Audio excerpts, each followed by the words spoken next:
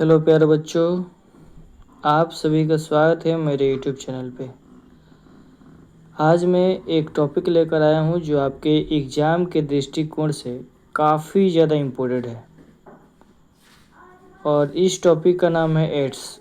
आपको भी पता है कि ये बायोलॉजी का जो 8वां चैप्टर है ह्यूमन हेल्थ एंड डिजीज, उस चैप्टर का काफ़ी ज़्यादा इम्पोर्टेंट टॉपिक कोई है तो एड्स है, क्योंकि आपके एग्ज़ाम में हर बार ये क्वेश्चन के रूप में पूछता है।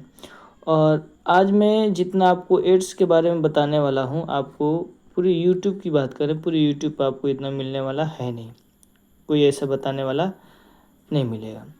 जितना एड्स के बारे में होता है वो हम आपको बताने वाले हैं। तो चलिए हम अपने वीडियो को स्टार्ट करते हैं। अगर आपको वीडियो अच्छा लगे तो आप अपने मित्रों के पास इसे शेयर कीजिए, लाइक कीजिए, कमेंट कीजिए और जो मेरा यूट्यूब चैनल है वो अपना यूट्यूब चैनल समझकर सब्सक्राइब कीजिए। ठीक है, चलिए हम लोग स्टार्ट करते हैं। तो क्वेश्चन के रूप में एड्स के बारे में विस्तार में लिखे, लेकिन ऐसा क्वेश्चन नहीं पूछता है कि एड्स क्या है, एड्स के लक्षण, रोकथाम और कंट्रोल के बारे में बताएं, ऐसे क्वेश्चन पूछता है। तो सबसे पहले हम लोग देखेंगे एड्स। तो बताइएगा, यह एक प्रकार का कम्युनिकेबल डिजीज होता है, यानी यह एक प्रकार का संक्रामक रोग होता है, यानी फैलने वाला रोग होता है। और एड्स का पूरा नाम एक्वायर्ड इम्यूनो डिफिशिएंसी सिंड्रोम होता है। क्या होता है जी? एड्स जो है, एड्स का पूरा नाम एक्वायर्ड इम्यूनो डिफिशिएंसी सिंड्रोम होता है, जो HIV के कारण, HIV का पूरा नाम ह्यूमन इम्यूनो वायरस होता है, जो HIV के कारण होता है। सबसे पहले एड्स का पूरा नाम क्या होता है? एक्वायर्ड इम्यूनो डिफिशिएंसी सिंड्रोम होता है, जो किसके कारण होता है जी? HIV के कारण होता है।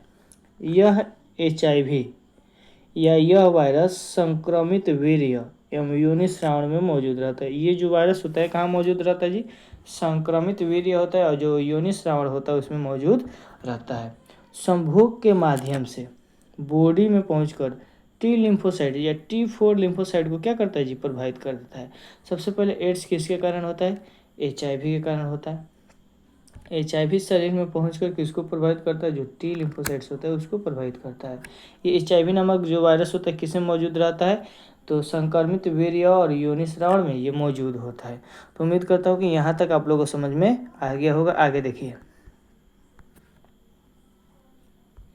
इसके अलावा बात की जाए तो सबसे पहले US के वैज्ञानिक रॉबर्ट गैलीलियो एड्स के बारे में बताए थे। अगर बात की जाए कि एड्स के बारे में सबसे पहले कौन वैज्ञानिक बताए थे, तो रॉबर्ट गैलीलियो बताए थे। एड्स को सबसे पहले 1981 ईस्वी में, गलती से बोल दिए, 1981 ईस्वी में अफ्रीका के बंदर में देखा गया था। एड्स को सबसे पहले कितने ईस्वी में देखा गया था? 1981 ईस्वी में। कहाँ? अफ्रीका का जो बंदर है ना, अफ्रीका में जो बंदर पाया जाता है उसमें देखा गया था। महत्वपूर्ण यह है कि सबसे पहले एड्स दिवस 1988 ईस्वी में मनाया गया। सबसे पहले अगर बात की जाए कि जो एड्स दिवस है वो कितने ईस्वी में मनाया गया जी? 1988 ईस्वी में मनाया गया। सबसे पहले कितने ईस्वी में? 1988 ईस्वी में मनाया गया। लेकिन बाद में चलकर एड्स दिवस 1 दिसंबर को मनाया गया। एड्स दिवस 1 दिसंबर को मनाया गया, जिसके कारण एड्स दिवस 1 दिसंबर को मनाया जाता है। ठीक है, सबसे पहले एड्स दिवस कब मनाया जाता है? 1988, लेकिन बाद में चलकर 1 दिसंबर को मनाया गया और इसी के कारण 1 दिसंबर को ही एड्स दिवस मनाया जाता है। ठीक है, तो यहाँ तक आप लोगों को समझ में आ गया होगा। चलिए हम लोग और आगे देखते हैं। संगठन की बात की जाए, ऑर्गेनाइजेशन की बात की जाए, तो एड्स का संगठन NACO national AIDS control organisation के द्वारा चलाया जाता है। इसका संगठन किया गया है, जिसका स्थापना 1942 ईस्वी में हुआ था। कितने ईस्वी में हुआ था जी? 1942 ईस्वी में हुआ था। अगर बात की जाए इसका फैलाव, तो इसका फैलाव दो तरीके से होता है। एड्स का फैलाव दो तरीके से होता है। एक होता है बाई सेक्स संभोग के द्वारा, एक होता है बाई ब्लड ट्रांसफ्यूजन मतलब रक्त का आदान प्रदान के द्वारा होता है। संभोग मतलब एड्स का फैलाव दो तरीके से, एक संभोग के द्वारा होता है, एक रक्त का आदान प्रदान के द्वारा होता है। ठीक है, तो हम लोग बारी बारी से समझेंगे इसके बारे में। ठीक है, तो सबसे देखेंगे हम लोग, सबसे पहले देखेंगे बाइसेक्स। तो बताइएगा, एड्स का फैलाव सबसे ज़्यादा संभोग के द्वारा होता है। अगर बात की जाए कि एड्स का फैलाव सबसे ज़्यादा किसके द्वारा होता है? संभोग के द्वारा होता है। जब कोई व्यक्ति एड्स से ग्रसित है, मतलब जब कोई व्यक्ति एड्स से ग्रसित है और एड्स से ग्रसित व्यक्ति के साथ क्या करता है जी? संभोग करता है, तो आने वाले समय में वो व्यक्ति एड्स से ग्रसित हो जाता है। मान लीजिए कोई व्यक्ति है जो एड्स से ग्रसित है और किसी स्वस्थ व्यक्ति के साथ संभोग करता है, सेक्स करता है, तो आने वाले समय में वो भी एड्स से ग्रसित हो सकता है। ठीक है। दूसरा है रक्त का आदान प्रदान। तो बताइएगा, अगर कोई व्यक्ति एड्स से ग्रसित है, वो किसी नॉर्मल व्यक्ति को ब्लड देता है, तो आने वाले समय में वो व्यक्ति एड्स से ग्रसित हो सकता है। कोई व्यक्ति एड्स से ग्रसित है और नॉर्मल व्यक्ति को ब्लड देता है, तो आने वाले समय में वो भी व्यक्ति एड्स से ग्रसित हो सकता है। चलिए, इसके अलावा अगर बात की जाए तो बताइएगा, इसके अलावा यदि कोई व्यक्ति एड्स से ग्रसित है तो उसका यूज किया गया वस्तु का उपयोग ना करें, जैसे में रेजर, कपड़ा, बर्तन, साबुन तथा अन्य वस्तु का उपयोग ना करें। कोई व्यक्ति एड्स से ग्रसित है तो वो जो भी वस्तु का यूज करता है उस वस्तु का आप यूज ना करें। ठीक है। देखिए, आप सिम्टम्स की बात कीजिए, लक्षण। अगर किसी व्यक्ति को एड्स हुआ हो तो आपको कैसे पता लगेगा? पहला कि इसमें रोगी के आँख नाक से पानी गिरते हैं। पहला इसमें सिम्टम्स बताइएगा, इसमें रोगी के आँख नाक से पानी गिरते हैं। दूसरा बताइएगा, इसमें रोगी अनेक बीमारी से ग्रसित हो जाते हैं। सीधी सी बात है, जब जो इसका इम्यूनिटी सिस्टम होता है, प्रतिरोधक क्षमता होता है, वो नष्ट हो जाता है।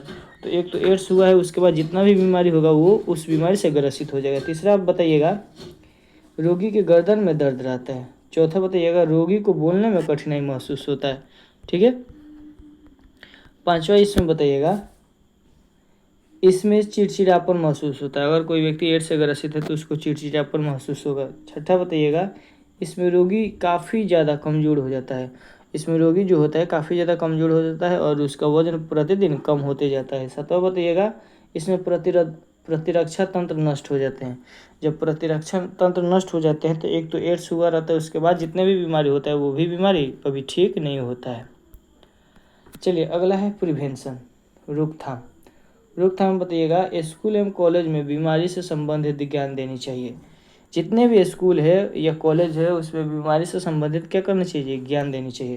दूसरा बताइएगा, एड्स से ग्रसित व्यक्ति के साथ संबंध नहीं बनाने चाहिए। जो भी व्यक्ति एड्स से ग्रसित है उसके साथ संबंध नहीं बनाने चाहिए। तीसरा बताइएगा, एड्स से ग्रसित व्यक्तियों का वस्तु का उपयोग नहीं करना चाहिए।